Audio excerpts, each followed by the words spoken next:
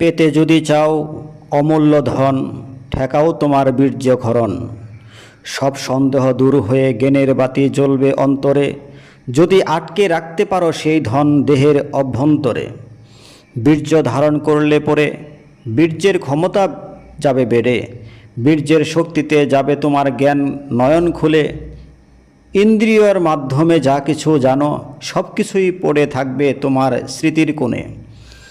আসবে না সে জ্ঞান কোনো কাজে, বরং সন্দেহ বাড়বে মনের মাঝে।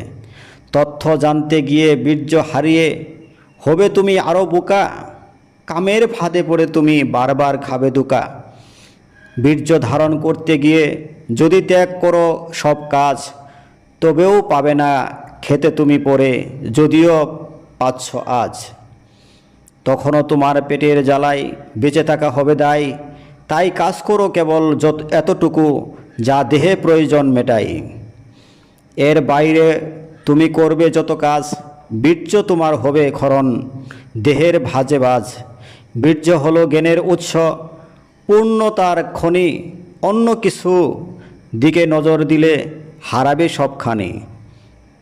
যখন করতে চাও কোনো কাজ, পাওয়া হারানো হিসেবে কষে তারপর করো কাজ।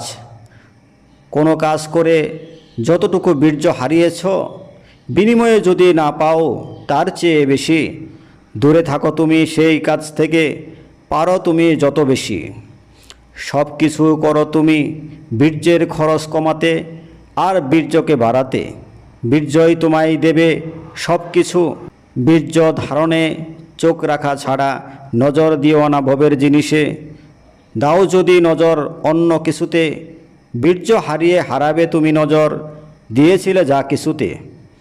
করতেই হবে যা সঠিক সময়ে, না করে যদি সময় গেল করো তা, তবে হারাবে বীর্য অযথা।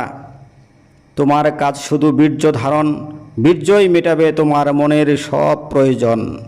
বীর্য ধারণ করে বীর্য যদি দাঁড়িয়ে যেতে পারো, পূরণ করে দেহের সব প্রয়োজন, বীর্যই তোমার মন পরিষ্কার করিবে।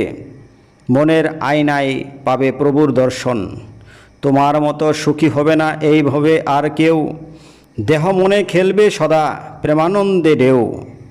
তোমায় দেখে হাজার মানুষ হবে প্রেমের মাতাল, প্রাণের প্রেমে পড়বে তারা, ভালো হবে সবার হাল। জয় বাবা, বাবা সৈয়দ নজরুল আল উলুবি কাদরি, বাবা মির্জাপুরী।